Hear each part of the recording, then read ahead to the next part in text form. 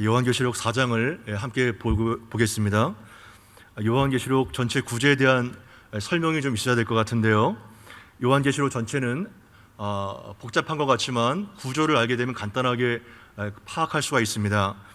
다양한 해석 방법이 있지만 저는 저명한 신학학자인 리차드 보캄의 해석을 근거하여 요한계시록 자체 안에 있는 문구에 대해서 말씀드리고 싶습니다. 항상 성경은 성경 안에서 해석이 돼야 가장 안전하죠. 그래서 요한계시록을 자세하게 보게 되면 엔 푸뉴마티, 성령 안에서라는 그 문구가 네 군데가 나오게 됩니다. 그것이 1장 10절, 4장 2절, 17장 3절, 21장 10절 이렇게 네 덩어리로 요한계시록의 구조가 나눌 수 있습니다. 이것이 구조를 파악하는 중요한 열쇠입니다. 그렇다면 요한계시록이 굉장히 복잡하게 느껴지는데 1장부터 22장까지 네 덩어리로 나눌 수 있겠죠. 1장부터 3장까지가 7교회에 대한 환상이 나오고, 그리고 두 번째 환상 4장부터 16장까지가 세 가지 재앙이 나오죠. 7 인과 7 나팔과 7 대제업 재앙이 나오죠. 그리고 17장부터 20장까지가 큰 성 바벨론의 멸망이 나오고, 21장부터 마지막 22장까지는 거룩한 성 예루살렘이 나오면서 네 개의 환상으로 이 구조를 나눌 수가 있는 것입니다. 다시 말씀드리면 1장부터 3장까지는 소아시아의 7교회에 대한 환상, 두 번째 환상은 4장부터 오늘 시작하는 4장부터 16장까지 7인, 7 나팔, 7 대접 그 세 가지의 사이클이 있고, 그리고 17장부터 20장까지는 로마로 대변되는 큰 성 바벨론의 멸망, 그리고 21장, 22장은 거룩한 성 새 예루살렘이 오면서 하나님 나라가 완성되는 네 가지 환상으로 나눌 수가 있을 것입니다. 그러니까 첫 번째 환상과 네 번째 환상이 교회죠, 그죠? 첫 번째 환상은 전투하는 이 지상에서의 7교회를 말하고, 마지막 네 번째 환상은 천상에서의 승리한 교회, 그러니까 첫 번째와 마지막이 교회와 교회로 둘러싸여 있죠. 그 중간에 두 번째는 뭔가요?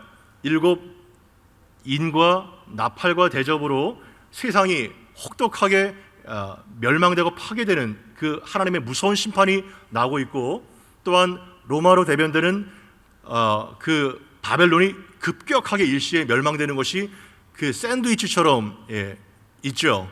그러니까 요한계시록 전체가 말하는 구조의 핵심 메시지는 뭐냐면, 세상의 나라가 가장 왕성하고 포악한 것 같지만 결국은 하나님의 나라가 승리하고 이 땅의 교회가 완성된다는 그 마지막 결론을 우리가 미리 유추하고 결론을 내릴 수가 있습니다. 그러니까 이 땅에 사는 우리는 조금 더 위축되거나 그리고 무서워 떨릴 필요가 없겠죠. 왜냐하면 마지막 요한계시록 환상을 통해서 이 땅의 교회에 궁극적인 승리가 보장되어 있기 때문에 우리는 요한계시록을 통해서 가장 큰 위로와 격려를 받게 되는 것입니다. 이러한 구조를 염두에 두고 오늘 본문 새로운 스테이지인 두 번째 환상을 보면 좋겠습니다. 1절을 보시면, 이 일 후에 내가 보니 하늘에 열린 문이 있는데 내가 들은 바 처음에 내게 말하던 나팔소리 같은 그 음성이 이르되 이리로 올라오라, 이후에 마땅히 일어날 일들을 내가 내게 보이리라 하시더라.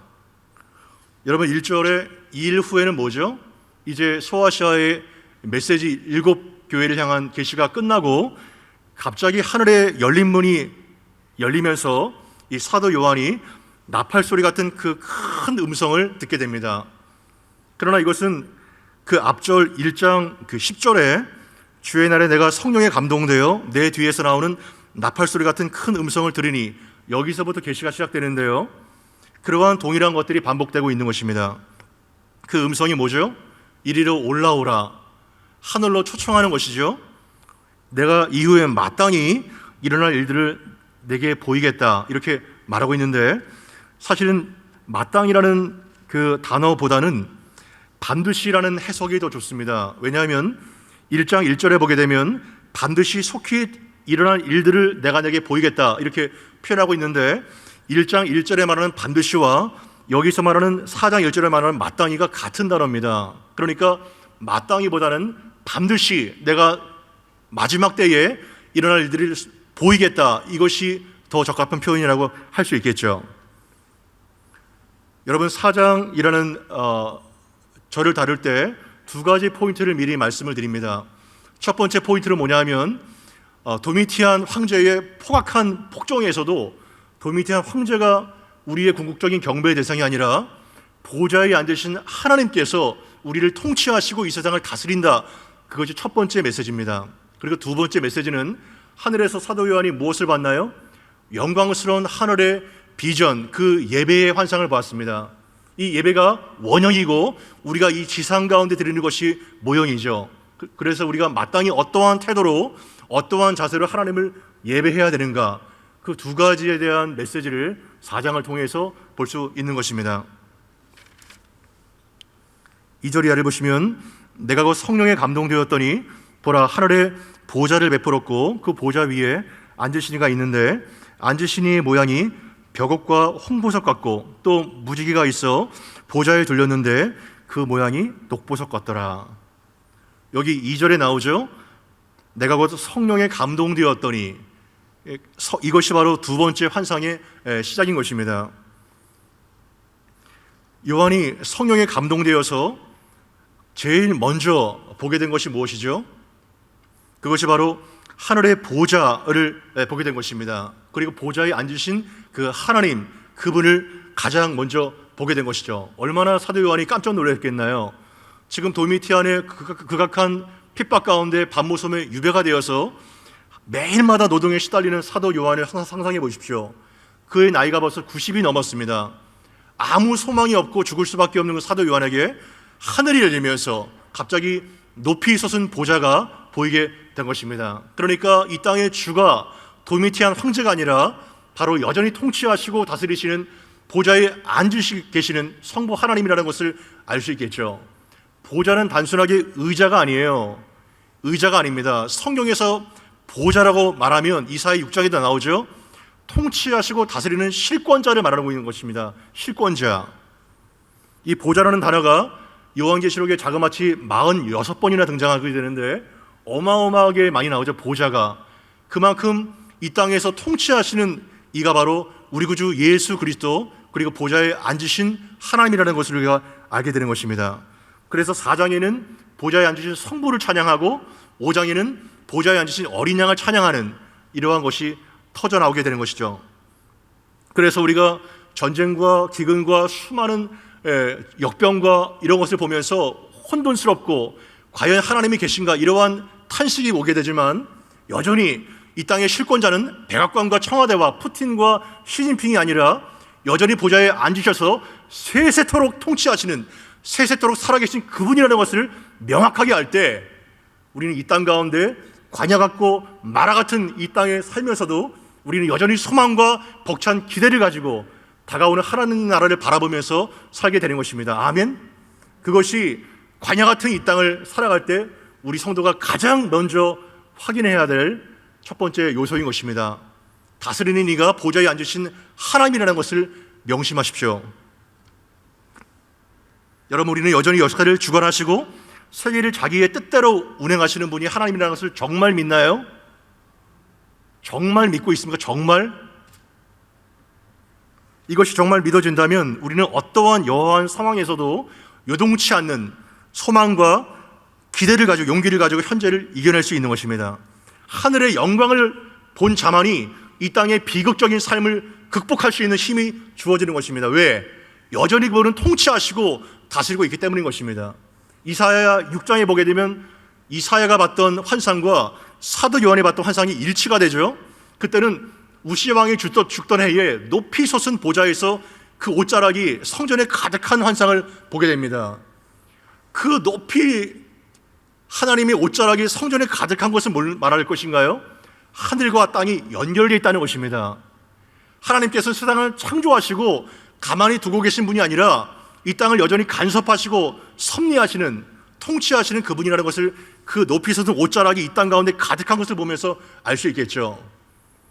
제가 군 시절에 수색대 소대장으로 있을 때 그 계룡대의 육군본부에서 그 작전회의를 한동안 한 적이 있습니다. 그 계룡대 육군본부에 사령관이 있고, 그리고 거기는 뭐 별들이 엄청 많죠, 그죠? 그 대령도 막 유리창을 닦는데요, 거기는. 예하 부대에서는 그냥 뭐 대령이라면 연대장이고 엄청 그냥 바짝 기가 죽는데, 그 작전회의, 육군 본부에서 작전회의, 그 사령관의 그 지령이 각 예하 부대에 샅샅이 전달돼서 일사불란하게 움직일 때 전쟁에서 승리하게 되는 것이죠. 그것이 바로 7교회의 그 전투하는 모습과 하늘의 예배와 연결되어 있다는 것을 보게 되는 거예요. 무관한 게 아닙니다. 우주의 총사령관이 바로 우리가 섬기고 있는 보좌에 앉으신 하나님이라는 것을 알게 되는 것입니다. 그분이 바로 실권자죠. 앉으신 이의 모양이 어떤가요? 벽옷 같고 홍보석 같고, 그리고 무지개가 있어서 보좌를 둘렀는데 녹보석 같더라, 그 모양이. 여기 보면 계속 같고 또 내 생물도 사람 같고 사자 같고 독수리 같고, 왜 같고가 계속 나올까요? 하나님은 어떠한 인간의 언어로 규정질 수 없는, 형용할 수 없는 존재라는 거예요. 하나님이 영이시죠. 그냥 그 하나님의 영광스럽고 찬란한 것을 사도 요한이 표현할 수 있는 언어, 그 보석 외에는 어떠한 것으로도 형용할 수 없다는 것입니다. 그래서 벽옥, 다이아몬드 같고 홍보석, 루비 같고 녹보석, 에메랄드와 같은, 그리고 무지개가 펼쳐 있죠. 뭐가 생각이 나나요? 노아의 그 홍수가 생각이 나죠.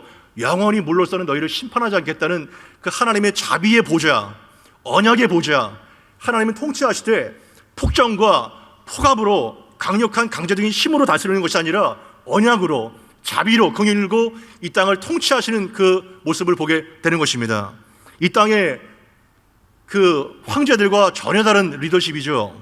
그래서 무지개를 통해서 다가온 환난에서 성도들을 버리지 않고 끝까지 지켜주신다는, 우리는 언약과 신실하신 하나님을 맞닥뜨리게 되는 것입니다.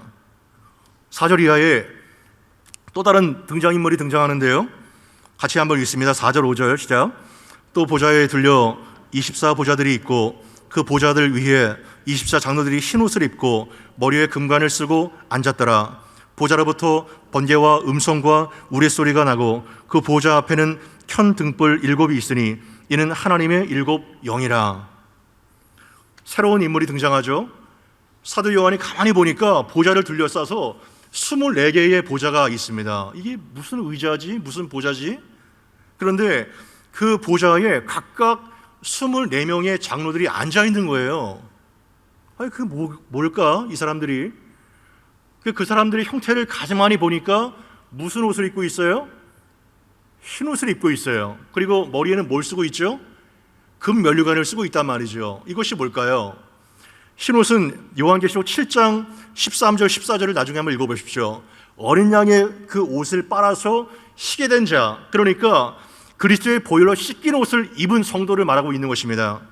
24명의 장로는 구약의 그 12족장, 그리고 신약의 12사도, 그러니까 신구약에 예수의 피로 옷을 빤 것을 입은 구원받은 총수의 대표적인 인물을 상징하고 있는 것입니다. 그러니까 24명의 장로는 예수 전과 예수 이후에 모든 재림 때까지의 구원받은 총수를 다 합해놓은 사람의 대표적인 그 사람을 상징적으로 나타내고 있는 것입니다. 혹자는 이것이 사람이냐 뭐 천사냐 이러한 논란이 분분하지만 걱정할 필요 없어요. 다 해석해도 됩니다. 그러나 저는 이것을 천사로 해석하기보다는 대표적인 사람으로 해석하고 싶습니다. 왜냐하면 머리에 금관을 썼다 그랬죠. 이 금관이 두 가지 해석인데요. 그 면류관을 상징하는 그 스테파노스는 승리한 자에게 주어지는 월기관입니다. 그래서 첫 번째 교회부터 7번째 교회까지 계속해서 반복되는 것이 뭐죠? 이기는 자는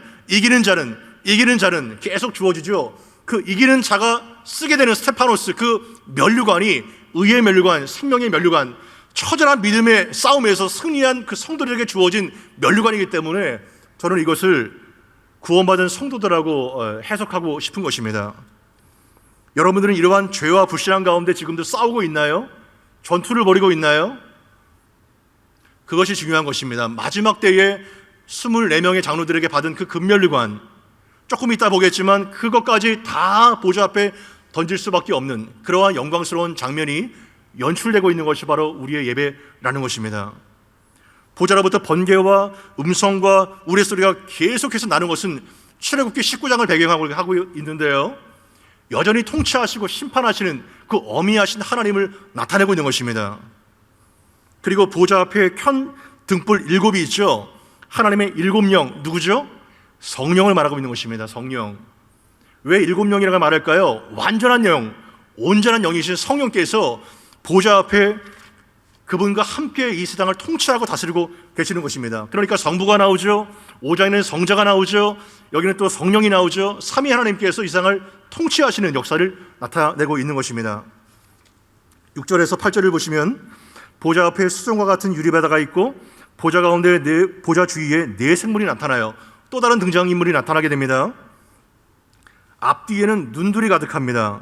그리고 7절에 첫째 생물은 사자 같고 둘째 생물은 송아지 같고, 사실은 이것은 황소입니다. 악스라고 되어 있는데요, 송아지보다는 황소입니다. 그리고 셋째 생물은 얼굴이 사람 같고, 그리고 넷째 생물은 날아가는 독수리 같은데, 네 생물은 각각 날개가 몇 개예요?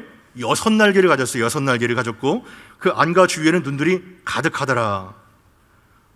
또 다른 등장인물인 네 생물이 보좌 주위에 이제 있습니다. 그러니까 보좌와 가장 가까운 크리에이처, 이 네 생물이 있고, 그리고 24명의 장로가 있고, 그리고 수많은 천군 천사가 그 사방에 깔려 있는 것입니다. 그러한 모양으로 보시면 됩니다. 이것은 시간 관계상 다 말씀드릴 수 없지만 나중에 에스겔 1장을 읽어보십시오. 에스겔 1장 3절부터 10절까지 네 가지의 생물이 동일하게 반복됩니다. 그러니까 요한계시록은 요한계시록 자체만을 가지고는 해석할 수가 없고 반드시 구약적인 백그라운드를 가져야 이 성경을 해석할 수 있습니다.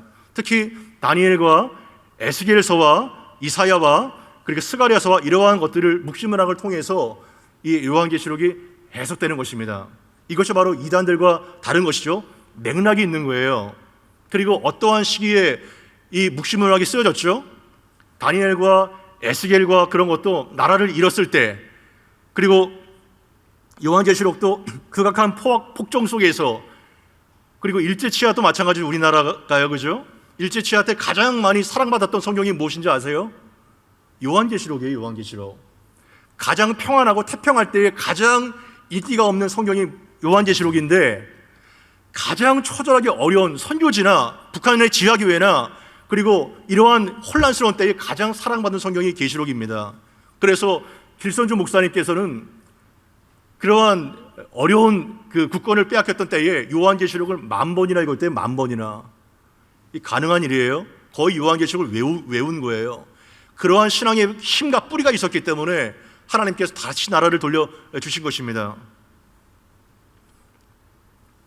네 생물은 온 피조물을 대표하는 피조물의 대표인 것입니다. 사자는 동물의 대표고 왕이고, 소는 가축의 왕이고, 사람은 만물의 영장이죠. 독수리는 날짐승의 왕이죠. 그래서 전체 피조물을 대표하는 창조된 피조물이 하나님 보좌에서 섬기고 있는데 왜 날개가 6개일까요? 2개만 해도 엄청 빠른데 6개라는 것은 엄청 빠른 겁니다. 지금으로 말하면 정말 초음속 그 제트기와 똑같죠. 이들은 하나님 앞에서 그 명령을 수행하는 피조물인데요, 하나님께서 명령하시면 바로 빠른 날개로 날아가서 하나님의 명령을 적용시키는 이러한 역사를 하고 있는 것입니다.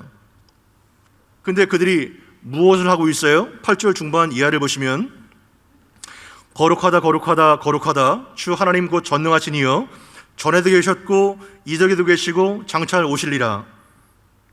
그 생물들이 보좌에 앉으사 세세토록 살아계신 이에게 영광과 존귀와 감사를 돌릴 때에, 지금 그 6날개를 가진 스랍들이 지금 뭐 하고 있나요?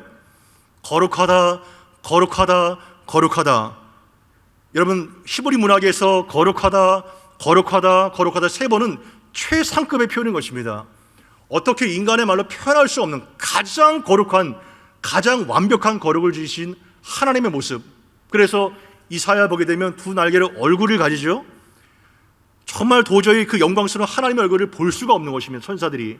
그리고 2날개는 날고 2날개는 발을 가리죠. 그 더러운 발을 하나님 앞에서 보일 수가 없는 거예요. 여러분, 하나님은 어떠한 분이십니까? 지극히 거룩한 분이십니다. 홀리가 가장 거룩하시고 밤낮 쉬지 않고 거룩하다를 영원토록 찬양하고 있는 것입니다. 그리고 그분은 시간에 구애받지 않아요. 전에도 계셨고 이제도 계시고 장차 오시리. 이 도미티아는 정말 잔인한 황제입니다. 자신의 권력을 위해서 왕후를 죽이고 원로원들을 죽이고, 그리고 무서운 폭정을 할 때 자신을 신격화시키는 것이 바로 도미티안 때부터 있게 됐거든요. 내가 황제라는 거예요, 도미티안이. 그래서 11절에 우리 주 하나님이요, 그 주 하나님이라는 표현이 도미티안 황제의 공식 칭호입니다. 그러니까 주 하나님이라는 이 양피지에 쓰여진 이 계시록이 검열만 된다면 이거를 날른 자나 쓴 자나 다 죽는 거예요. 본 자나 다 죽는 겁니다. 왜 요한계시록에 수많은 상징들이 있겠어요? 이게 실제 모습이 아니에요. 다 상징입니다. 왜 상징이 있겠어요? 그 상징은 마치 군대에서 암호 같아요. 암호. 예, 군대에서 격전이 이루어질 때 독수리 이러죠, 그죠? 그러면 짠 암호를 대야 이제 아군인 것을 맞추는 거예요. 이 도미티안 황제 때부터 지하 20층까지 엄청난 카타콤이 있는데 일반 사람들은 미로와 같아서 들어가면 나올 수가 없어요. 그래서 익투스라는 물고기를 그리면서 자신들의 암호를 표현했던 겁니다. 왜냐하면 이것이 발각만 된다면 다 죽을 수밖에 없기 때문에. 그래서 666이라는 그러한 네로 황제의 이름을 숫자로 표기할 수밖에 없었던 거예요. 그래서 이 편지를 받아보는 7교회 사람들은 이것이 다 이해가 된 겁니다. 사자, 소, 왜냐하면 다 에스겔 나와 있는 거거든요. 그러니까 주 하나님이라는 그 도미티안에게만 드릴 수 있는 황제를 하나님께 올려드린다는 것은 목숨을 건 신앙 고백인 것입니다. 목숨을 걸고 그들은 이 신앙 고백을 하게 된 거예요. 여기서 우리는 예배의 원형을 보게 되는 것입니다. 세세토록 살아계신 이에게 영광과 존귀와 감사를 돌려드리는 이러한 역사가 나타나게 되고, 10절, 11절에 보시게 되면 같이 한번 읽습니다. 10절, 11절. 24장로들이 보좌에 앉으신 이 앞에 엎드려 세세토록 살아계신 이에게 경배하고 자신의 관을 보좌 앞에 드리며 가로되 우리 주 하나님이여 영광과 존귀와 권능을 받으시는 것이 합당하오니 주께서 만물을 지으신 자라. 만물이 주의 뜻대로 있었고 또 지으심을 받았느니라 하더라. 이렇게 마무리가 되고 있는 것입니다. 4장이 세세토록 살아계신 이라는 것이 계속 나오죠. 도미티안은 그렇게 자신을 신격화시켰지만 10년 남짓돼서 죽습니다. 그러나 하나님은 세세토록 살아계신 경배받으실 이지요. 그리고 여기서 우리는 무엇을 주목할까요?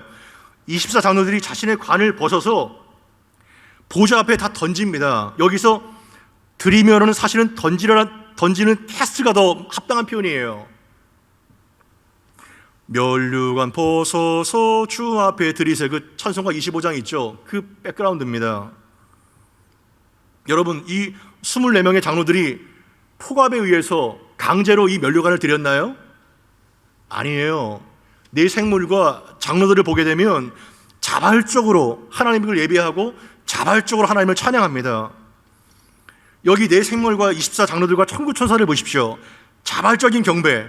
세상의 권력은 충성과 복종과 경배를 명령하고 강요합니다. 불복하면 다 죽여요.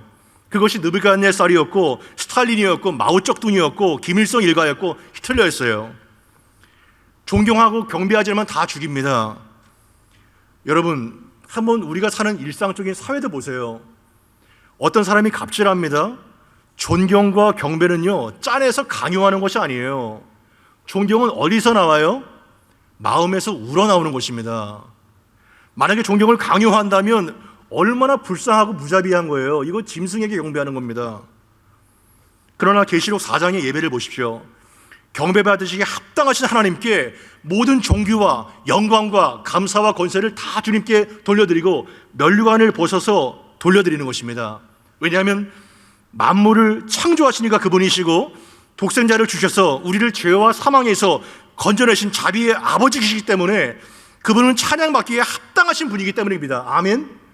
찬양받기 합당하신 분이 바로 우리가 섬기고 있는 아버지십니다. 여러분, 영어로 예배를 뭐라고 하죠? worship입니다. worship. worship은 어디에서 나오냐면 words, 가치에서 파생된 단어입니다.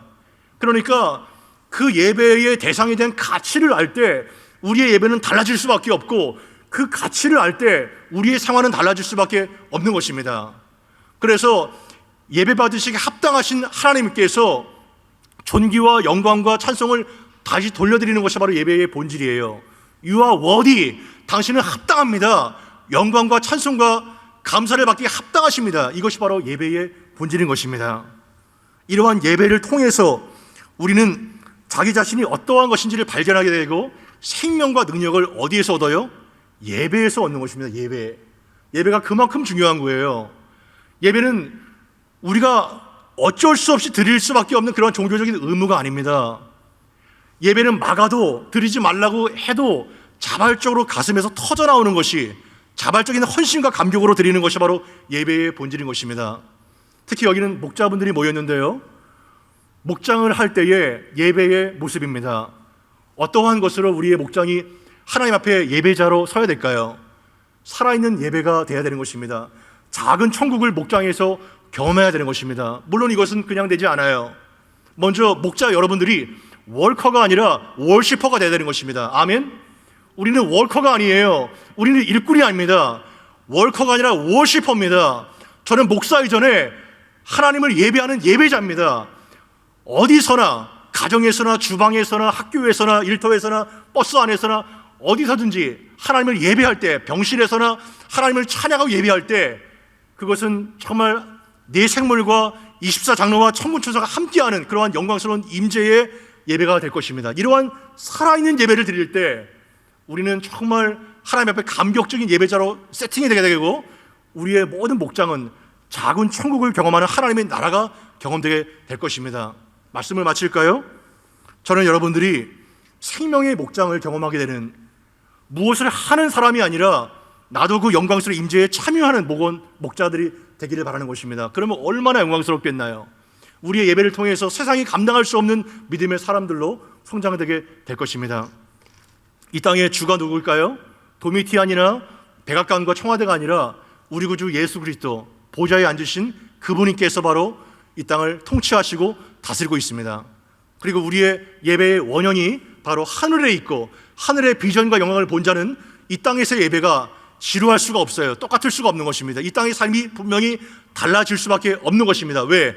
하늘의 비전을 보면서 사는 사람이기 때문에 그런 것입니다. 이 두 가지를 마음에 새기고, 또한 이번 학기도 힘차게 여러분들의 소명을 감당하는 복된 목자들이 되기를 바랍니다.